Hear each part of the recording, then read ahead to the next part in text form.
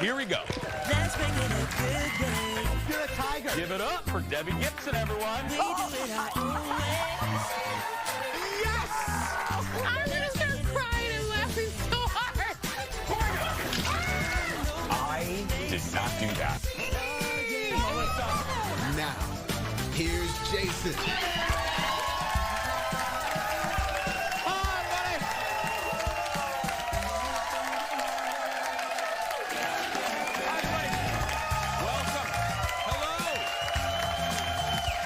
Welcome to the show, everybody. Thank you for being here. Thank you. Welcome. Thank you very much. Welcome to the show. Thank you, everybody. Thank you. Welcome to the show. Welcome to the Jason Show. I'm Jace. It is day 4 of the heat. Day 4 of the heat. It's going to be 115 degrees today. It's going to feel, no, I'm almost not joking. It's going to feel like 115 degrees, but the producers, oh wait, we only have one producer now. Ted left. We have executive producer Jeff. We decided to help out the studio audience today, and so we decided to do nude pickleball with, yeah. So what we're going to do is, now don't do it yet, Leo. The camera is going to just randomly find some people in the audience, and whoever we land on, that's who has to play nude pickleball in our parking lot.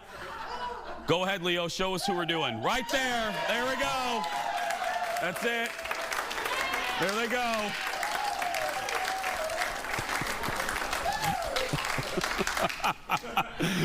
They had no idea. They had no idea they're going to be doing that. No, I'll play too. Today on the show, though, you've been seeing Kendall's baby classes that she made all of the guys on the show go through, including, you're going to see producer Ted. This is the finale, and we're teaching, we learn how to swaddle a baby. And I didn't even know this was something that you had to learn to do. We didn't do it well. You're going to see that coming up, plus Stephanie Hansen and more. Leo, let's start the show. Roll it, everybody. Here we go.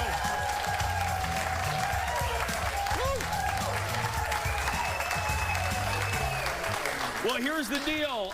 Kendall, all jokes aside, the heat got to her a little bit. The baby, there's no baby yet. There's no baby, but we're thrilled. No baby yet. But we're thrilled because the OG is here filling in. It's my girl Shane Wells, everybody. How you doing? Good. I'm always ready to step in.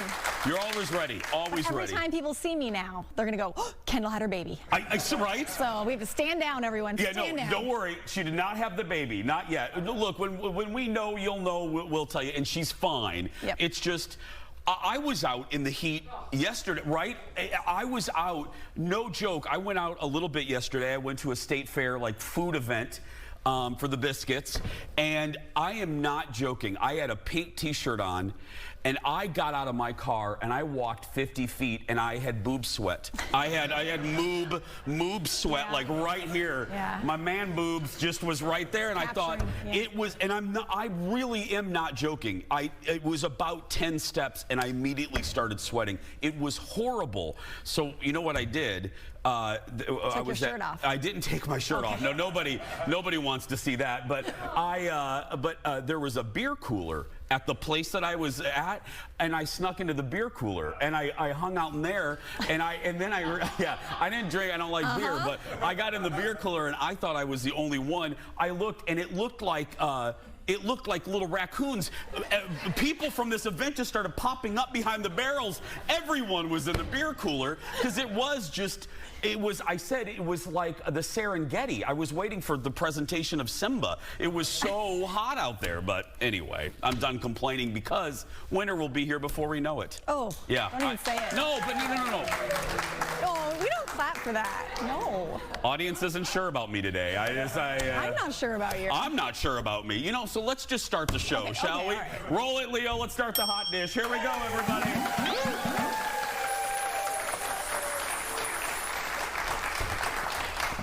Let's hope it gets better here.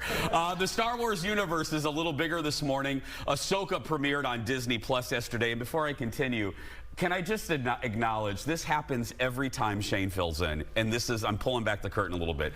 Every time Shane fills in, the hot dish is filled with stories that she couldn't care less about. I mean, every single time, and am I joking? Jeff walked up to me and said, well, you're going to really love the lineup today. And I said, is it Star Wars, Real Housewives, or Dallas? And we got two of the three. It's two of the three. I know, yeah. Anyway, let us continue.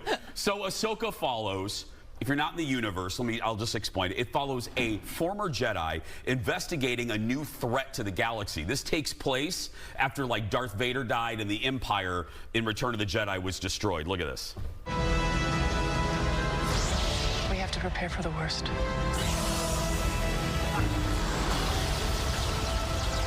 The Jedi fell a long time ago. There aren't many left.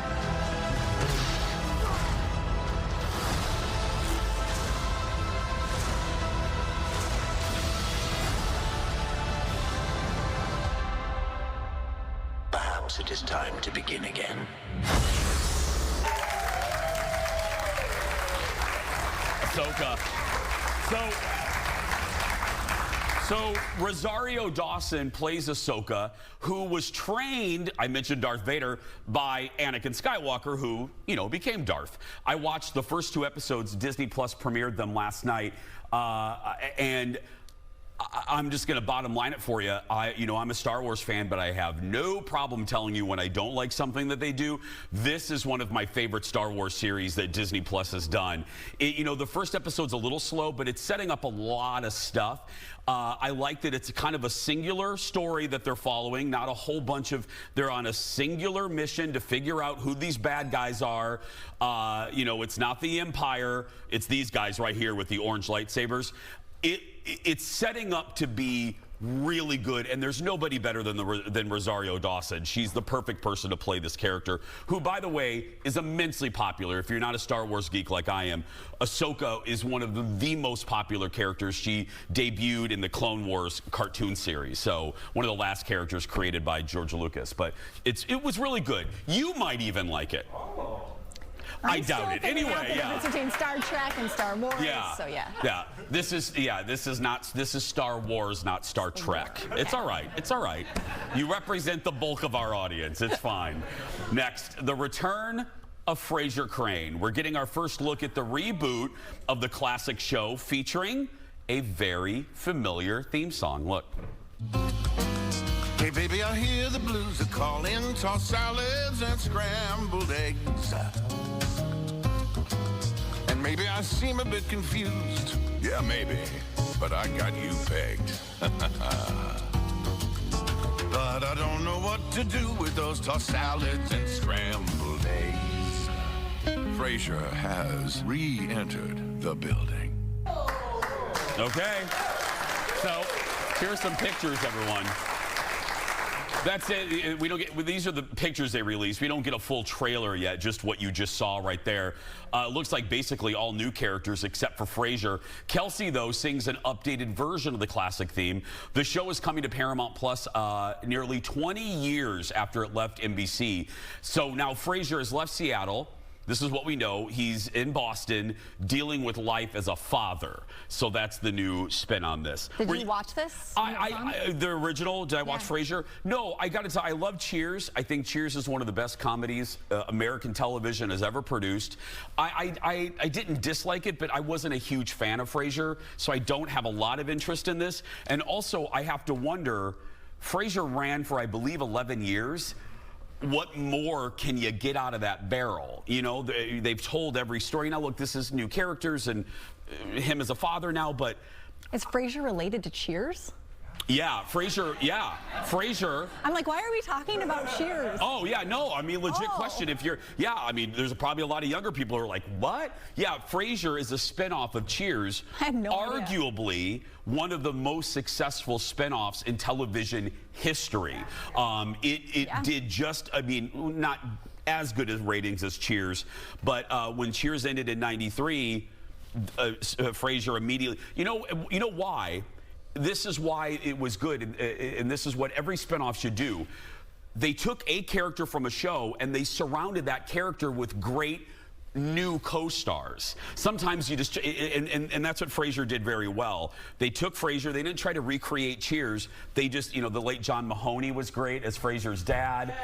You know, I mean, Lilith was there occasionally. And the dog. Perry Gilbert, yeah. It was, the dog. The dog was there, the yeah. Jack Russell. The Jack Russell Terrier, Yeah. so I'm going to watch it out of curiosity, but we have a lot more to come. Stay right there, go get some more coffee, a Diet Coke, whatever you want. We'll be right back. Back in a moment. You ready for the fair?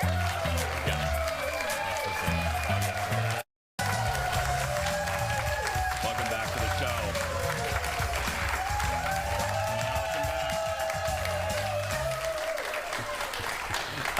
I'm actually glad Shane is here today. I miss my girl, but we were just laughing in the break, and I don't like to keep things from you. Whenever I think of the State Fair, and whenever I think of Shane, I think of, and I'll make this very brief, but our show is turning. The 9th season starts in September. Can you believe it? I mean, I know. But our very first season, we were on the air for 1 week, okay? And we barely knew what the hell we were doing. And the bosses thought it would be a great idea to take this brand new show and then go to the fair and do a kind of a different version of the show that we barely knew how to do. And so it's our 6th show, and I'm on the set. And in front of me, we were notified that a big wig from Fox was going to be sitting in the front row. And we're 5 seconds from air, and Shane is the producer at the time. And Shane, go ahead and tell them what you whispered to me in my ear. I mean, I basically told you we had nothing and just talk. Talk for 11 minutes. We had no graphics. We had no graphics, no video, no teleprompter, nothing. And then she went, go. And we had to talk for 11 minutes in front of the big wig who discovered Oprah Winfrey right there, yeah. What a great impression. Yeah. It was in a suit, by the way. He was wearing a suit at the State Fair. Welcome back. The man behind 2 of the most iconic TV dramas of all time and 2 of my favorite shows has passed away. Way back in 1978, David Jacobs created this show. Your folks are gonna throw me right off that ranch. Relax, honey. You're my wife now. You're family. You are a Ewing. And once that sinks in, they're gonna love you like I do. Before it sinks in is what worries me. Relax, sweetheart. Everything's gonna be fine. If you say so, Bobby. Yes. That is a very young Patrick Duffy and a very young Victoria Principal. Mr. Jacobs wrote the pilot for Dallas, introducing the world to the Ewing family, going on to run 13 seasons and 356 episodes, and literally becoming a TV phenomenon with 3 little words: who shot JR? Well, David Jacobs actually pitched a different show to CBS before Dallas, one that would eventually become a spinoff of Dallas. Knots Landing was the first show he created, but CBS said they wanted something bigger, glitzier, like Dallas. Jacobs said he always felt more personally connected to Knots, so much so that he was the executive producer through all 14 seasons of that show. Yeah, look, Alec Baldwin, people forget, was in Knots Landing for 2 to 3 years. Mr. Jacobs died at the age of 84 after a battle with Alzheimer's disease. He was also, a lot of folks my age or older, Mr. Jacobs was also a writer on Family. Remember that show in the 70s? And yeah, I mean, he was just, he had there's a great story. He and his producing partner, Michael Filerman. Michael said, David wanted to do art, and Michael wanted to make trash, and together they did television, and then they did, yeah. One wanted to do art, and one. Yeah, he created Dallas and had very little to do with it after the pilot, and went on to. Oh, interesting. Yeah, he didn't want, and he didn't like a lot of things Dallas did. He didn't like that they brought Bobby back from the dead, and he kind of distanced himself. But there would be no J.R. Ewing. He created that character and had Larry Hagman in mind. And I mean, Look at the impact he had on your life, just one person. My life, but just television. Yeah. I mean, there weren't, the word cliffhanger is used now all the time. shows didn't do cliffhangers before Dallas. Soap operas, other than Peyton Place, weren't really in primetime television. So, yeah, good. I interviewed him once. Good guy. More Just For You now. It's time to share your true feelings about some of the most popular movies of all time. ScreenRant.com just released a list of the 12 most overrated movies that everyone pretends to love. Let's see if we all agree with this list. First up, at number 11, the romantic drama The Notebook with Ryan Gosling and Rachel McAdams. The article says the movie is formulaic. Yeah, but that's why we like it. Why? I hate these lists that bust on movies that we like just because you want to be trendy and art house. I don't pretend to like it. I really like The Notebook. Right, audience? I don't know. I don't know. I'm lukewarm. Audience still isn't sure about me today. I just, yeah. Have you seen it? Yeah. Next up. Thank you. Sweating. We're sweating I knew a little I was bit. going to be in trouble. It's hot here, isn't it? It is. Next up, number 8 on the list, Best Picture winner, Forrest Gump. Screen Rant. Okay. Yeah. Screen Rant says it didn't deserve all of the Oscar love. Yeah, it went up. It went up against Pulp Fiction. It went up against Pulp Fiction that year. This and Titanic are two of the movies that people routinely say people love to hate. And I remember that Forrest Gump in the summer of '94. There was no bigger movie. I mean, it was giant. And again, pop culture. Think of all the references. I like that one. Yeah. I saw that one. You saw that one? Good news. There we go. Yeah. Well, the next one is sure to get a reaction from parents. Disney's Frozen is number 4 on the most overrated movie list. The article says it lacks the heartfelt story of other Disney movies. I honestly could not disagree more. It's about sisters and following your... No, I like that it did. You've seen this. Oh, yeah, she didn't need a man to save her. It was like the first Disney Yes. movie. So for me, I was like, thank you. It doesn't come down to Prince Charming for once. They can save themselves. Yeah. Oh, somebody in row 1 agrees. Thank I you. love it. Yeah. I like that one. I don't know. And it does have a heartfelt agree. story. It's also about sisters. Yes. It's family. and the good music. Who made this crappy list? Anyway, moving on to number 3. This is a surprise. Another Best Picture Oscar winner, The Silence of the Lambs. The author of this list says the overall story isn't that great. Well, neither is your list. Yeah. That's ridiculous. Moving on to number 2, it's Star Wars Episode 6, Return of the Jedi. The article says it doesn't live up to the first 2 movies. Thoughts? Well, I mean, it can't. I mean, Empire... I want to meet this person at a coffee shop. Anyway, Now, the number 1 most overrated movie, according to Screen Rant, it's Avengers Infinity War from 2018. The author says it lacks emotion and is just full of famous faces.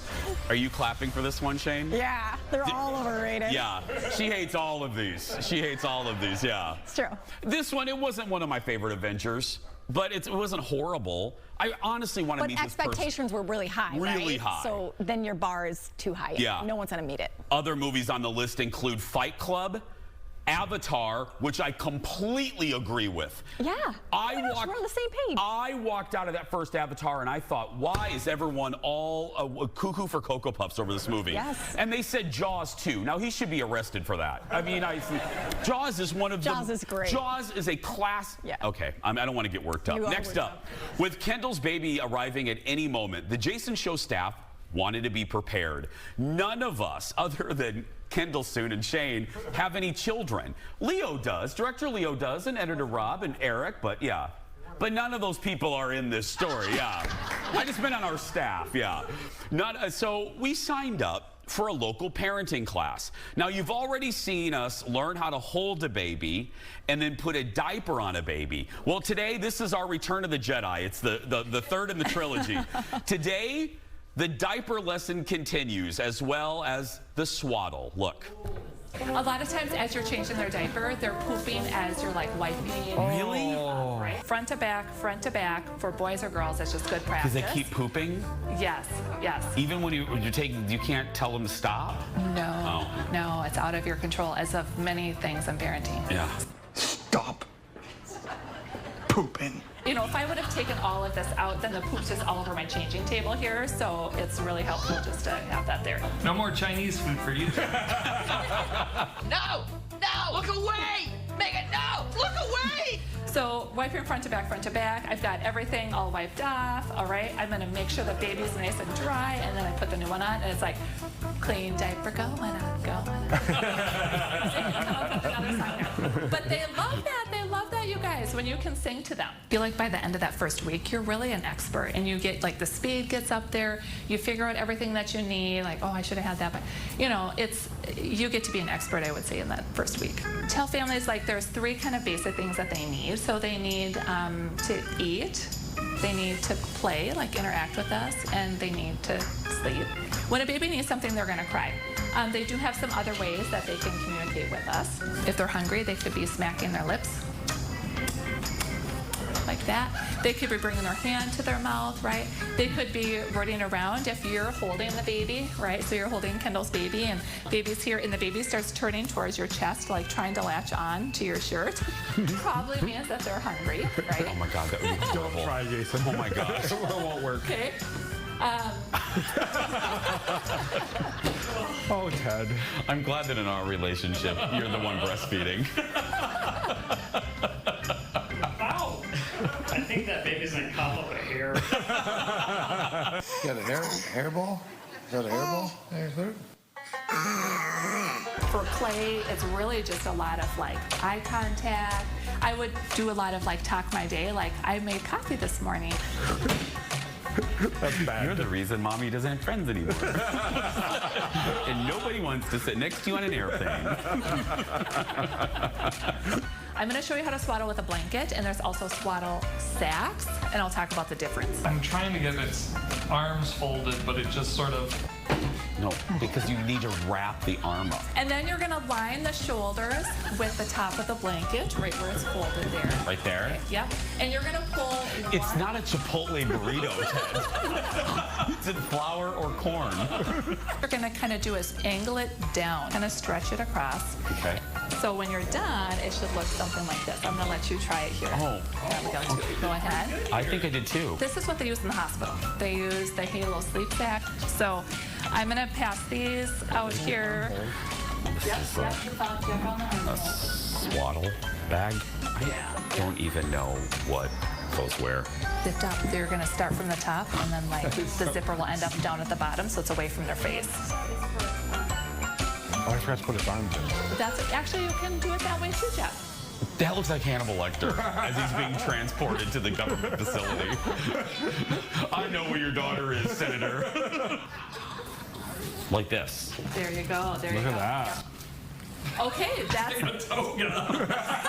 That's around the waist. So the only other thing I was going to show you while they're swaddled was how to soothe a fussy baby. So you're going to have to probably stand up to do this one, you guys. All right?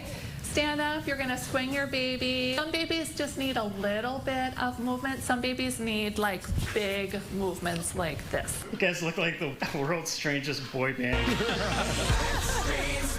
I want you to hold this baby. I want you to pretend this is your baby. Yes. And you have to leave for the day. That's your baby. You have to leave for the day. Who are you going to give it to? It's really a tie between Jeff and Abigail, actually. What? Yeah. I mean, you seem like a natural here. I guess we're 3 and 4. That's Dad. Dad.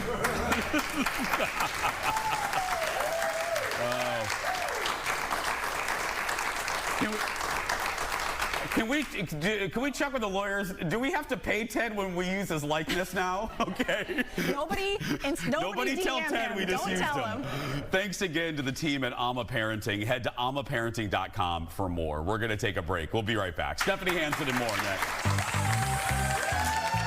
Coming up in just a little bit, she's back. our foodie queen, Stephanie Hansen, is showing you some great recipes for all of those items you got at the farmer's market. And then we're going into the studio audience, and you know anything can happen then. That and more when The Jason Show continues. Welcome back, friends. Thanks for being here. Well, it is a really good time right now to hit up your local farmer's market. There are a ton of fresh fruits and veggies available right now, and our foodie queen, Stephanie Hansen, is taking full advantage of that. So this is great. In the first episode of her new show, I'm so proud of her, Taste Buds, Stephanie showed us how to use farmer's market goods to create the perfect potato salad. Look. I'm living my best life. We are back from the farmer's market, and we are making a potato salad that is a vinaigrette based, not a mayonnaise based, not with eggs. It's a little lighter, it's a little fresher, and when you have all these delicious ingredients from the farmer's market, it allows you to incorporate many of them. So we've got our potatoes that we picked up, we've got our beans. Now, this purple bean is just like a green bean. It's even green inside it. It's just a different brand, and they've got the green beans and then yellow beans too. So we picked up these beans, we trimmed them up, I cut off the ends, and I cut them into like 2-inch slices. This is what we're gonna use for our potato salad and our vinaigrette. So I'm gonna go ahead right now and boil the beans for about 3 minutes. Okay, taste buds, I learned something today. Look inside this pot and see if you can see any of the purple beans. No, you can't. Why can't you? Because, holy cow, they turned green when I started cooking them. That is amazing. I had no idea. They'll still be delicious, but who knew that? All right, the fork is going easily into the beans, which means they are ready. And I'm gonna drain the beans to get the water out, and then I'm gonna shock them, which all that means is I'm just gonna put them in a bath of ice water so that the beans stop cooking. So I've got ice inside my bowl here, and I'm gonna leave my beans inside this strainer just so that it's easier to get them out when I'm done. I'm bringing the temperature of the water up to the heat of the beans. You can do this with any vegetable when you want it to quickly stop cooking. It also retains that pretty color. Shocking the beans. They are room temperature, a little colder, perfect for putting into a salad. So to prepare the potatoes, we just boiled them for about 12 to 13 minutes. Depending on the size, we just tested them with the fork so that they easily go through the potato. Okay, so we're gonna throw our potatoes into our bowl, add our beans that we've shocked, and then we're just gonna make a really simple, delicious vinaigrette. We're gonna use a 1/2 cup of olive oil. And when you're making a simple vinaigrette, try to pick an olive oil that is a little flavorful, a little fruity. This is one you're really gonna taste because it's gonna be the primary flavor in our dressing. We're also gonna use a little bit of Dijon mustard. Put that in there. We've got lemon juice. We also have some salt. Whenever you're making a vinaigrette, you wanna make sure to season it with plenty of salt, plenty of pepper, and then just shake it up in a mason jar. And we're just gonna pour that right over our delicious salad. You can see it's getting to be a bright yellow color. So good, so flavorful. Yum. I've got everything incorporated. I usually use about half the dressing in the beginning, just because I wanna have the option to put a little bit more in later without overwhelming it. I'm gonna add all of these herbs. Now these are farmer's market herbs. We have dill, and I'm using a lot. We have parsley. I also like to use a little bit of basil. I think basil just kind of screams farm fresh. I had mint in my backyard, so I'm gonna use that too. If you don't love any of these flavors, go ahead and just substitute a different herb, no problem. These were the scallions and the green onion that we got at the farmer's market. And I mean, look at all those flavors just ready for me to toss them up. Here we go. This is just gonna be super pretty when plated up and put on a platter. It's simple, it's easy, but look at that. Like, if you're going to a farmer's market, use all that farm fresh goodness and get it into every single bite. And before I plate it, I'm just gonna give it a little taste because I wanna make sure that I've got the right balance. Honestly, this is like a farmer's market in your mouth. It is so delicious. I'm adding a little more scallions, and I'm just gonna add another hint of salt. Salt is really important when you are making dishes. It kind of brings all of those flavors together. So now, I think that we are ready to plate it and put it on our platter and bring it to our party. Just look at all of those colors and textures coming together from the beans. These little potato creamers, they call them. They're so cute. I like them because you can keep them whole. Look at that. That looks amazing. No mayonnaise, no eggs, just simple farm fresh ingredients from the farmer's market. Thank you, Steph. That salad. Woo, I told the studio audience that salad is, if it looked good on TV, it tastes even better in real life. So Stephanie isn't done yet. After the break, a salad spin on the BLT. When we come back after this.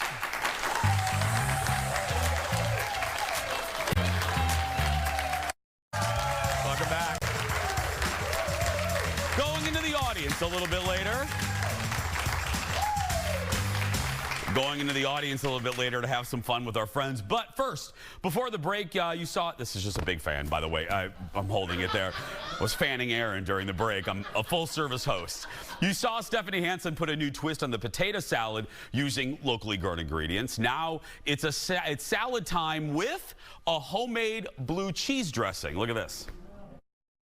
All right, we are going right from potato salad to a wedge salad with homemade blue cheese dressing with this Shepherd's Way Farms Big Woods blue cheese, which is a Minnesota and actually United States award winner. This cheese is amazing. Also, we picked up Utex homegrown pork. This is a heritage breed bacon. It's very thick and delicious. For this recipe, I'm gonna cook it in the oven because I really want it to be super crispy for the salad. And by putting it up on this tray, it allows the fat to collect in the bottom and it's gonna give me the crispiest bacon possible for our wedge salad. I have a 400-degree oven. We're gonna let that cook for about 20 minutes.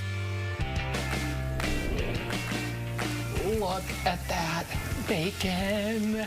Everybody loves bacon. Bacon, bacon, bacon, bacon. That's how I feel right now.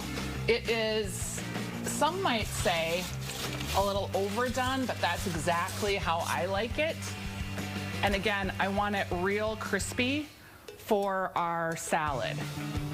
So I'm gonna go ahead and I'm going to lay this on a paper towel just to get all that final bits of grease dabbed. Okay. This is a really easy, delicious homemade blue cheese. We've got mayonnaise, we've got sour cream, and then we've got some buttermilk, all delicious, creamy ingredients. And get our lemon juice in there. You're thinking it's a lot of acid with the buttermilk and the lemon juice, and you would be right, but we wanna balance that creamy at the circus, right? Where you're on a motorcycle and you can't get out of the cage.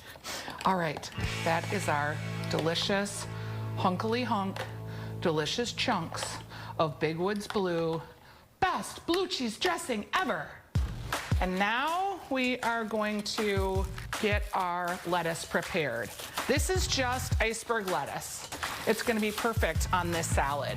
So if you have any like tired kind of outer leaves, maybe get rid of those. Then we're going to cut 4 wedges, and we're gonna keep this core in because it's gonna keep the lettuce together in wedge form. So I'm cutting in half and cut it into quarters. Oh, that looks so good. Now we're gonna cut our tomatoes. These tomatoes just screamed at us at the farmer's market. That and the little girl Macy, whose family grew these tomatoes. I'm just coring it because we don't want to eat that part. And for this salad, I like to cut them into like kind of bigger chunks. I want to keep as much juice in there as I can because it's gonna flavor our salad. Notice I don't have fancy chef skills. I'm sorry. Never learned. So I'm gonna go ahead and just lay it real pretty on the platter And we're gonna put some of the tomatoes kind of around the platter a little bit. And we're gonna put our dressing over the top. Do you see those big hunks of blue cheese as I was pouring it? And then you wanna have like a piece of bacon or 2 per person. Just give it a little more joint. Now you could serve this as a full meal because you've got the protein, you've got the vegetables. I mean, this is so good. I don't know if I can wait till Kurt gets home to eat it. I might just like have a little snitch. That's what my grandma would call it when we would walk by and just eat a little bit. I want to get the perfect bite. I want to get some blue cheese. I want to get some bacon. And I really want to get some of Macy's tomato and this Shepherd's Way Big Woods Blue. Ready? The saltiness of the bacon, the beautiful tomatoes that are so juicy and fresh. The iceberg lettuce is really just operating as crunch. The Big Woods Blue, it's pungent, but it's not like overwhelming. It's one of my favorite blue cheeses for that reason. It's so mild with the buttermilk, with the lemon juice, all of that coming together in total harmony in your mouth. I mean, this is what food is supposed to be, friends. This is taste buds. Sure is, my friend. Thanks, Stepharoo. So, to watch a full episode of Stephanie's new show, Taste Buds, it's very easy. Download the new Fox Local app. Make sure you look for Fox Local. There are a lot of Fox apps. This is Fox Local. Right now on your smart TV or streaming device, just like you would Netflix or something, Fire TV, Apple TV, Roku. You can also watch full episodes of The Jason Show as well. It's really, they did a good job with the interface. It's really easy to use. We're going to take a break. I love a studio audience, and this one's a good one, so we're going to go play a game when we return. Back after this.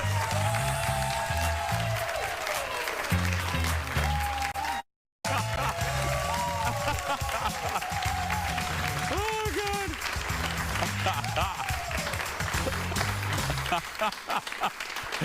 Oh, I love him up there. Tomorrow is the day the Minnesota State Fair begins. We'll be broadcasting our show live at the fair. It's a tradition that we do out there to end every single fair show with a game that we call What's in Your Bag? So yeah, it's a version of let's make a deal. I'm gonna name some random items, and if you have them in your bag, I mean, it's pretty easy. You win a prize, and in honor of that, we're gonna play it to get you ready for the fair. When you come out to see us, we're gonna play in our studio audience today. Okay, so Aaron, since I can't see, I'm gonna, because I don't want to put my back to the audience, I'm gonna show you. Raise your hand if you have this item. Who has an iPad or a tablet or a reader? Anybody? Okay. Okay, nobody. I'm going to go up here a little bit just so I'm a little more. There we go. Okay, nobody. Anybody have any paint swatches? What? No way! Come over here! Oh my God, you do! Yes. What's your name, sweetie? Kirsten. Hi, Kirsten. Hi. By the way, this is Frosted Orchid. Frosted Orchid. Are you repainting a room or something? My front door. Oh, that's a good front door fun? color. My I dark like brown that. house. Well, Yeah. you also get a mug. Yeah. Thank you. Thank you, sweetie. She'll get that for you. Oh, here's your swatch. Yeah, I don't know. Yeah. Stealing the poor woman's swatch. Okay. Gummy bears. Anybody have gummy bears or any gummy item? It can be vitamins, anything. Gummy vitamins. I don't know. Okay, no. Okay, now this one's going to go quick. I'm going to come down here. Aaron, help me out here, because I'm sure someone has this item. Who has, yeah, Leo, go ahead and pan out here. Who has postage stamps? Top row, up here. Okay, yes.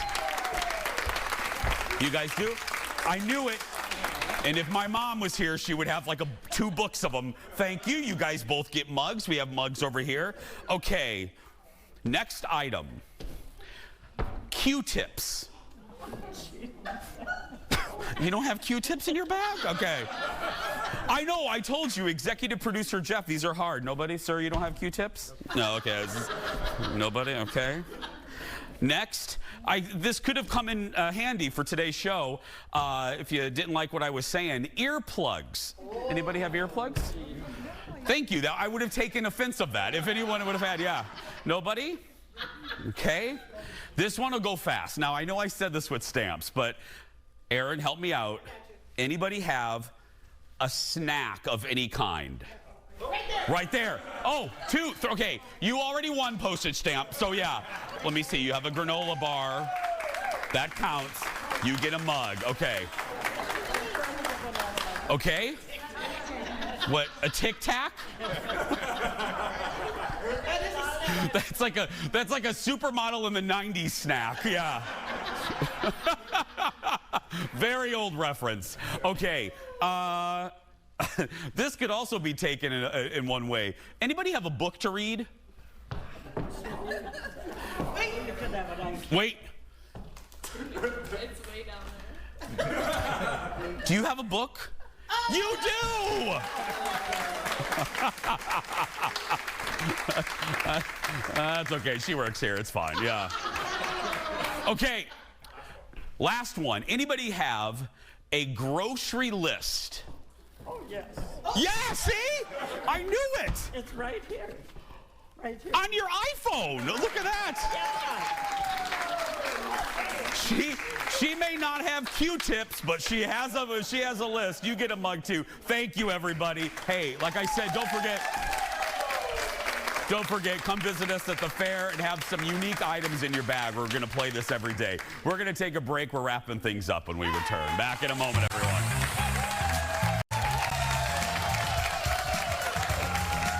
Welcome back.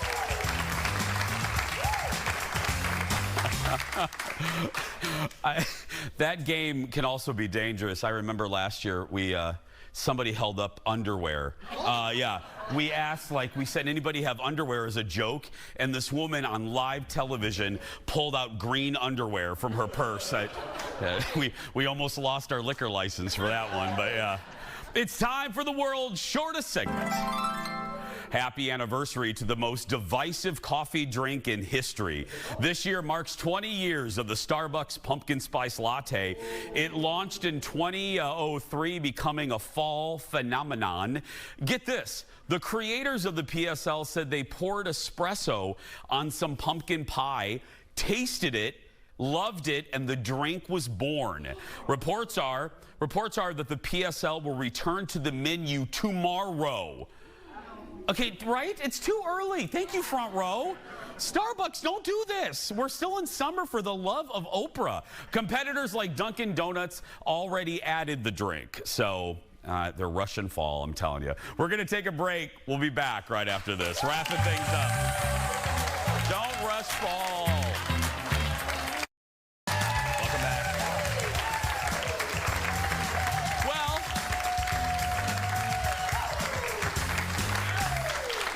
Well, I'm glad that we had a great studio audience today because this is our last studio show for about, 8 days or so. Because tomorrow we'll be doing the show live from the Minnesota State Fair at the Fox 9, at the Fox 9 Pavilion.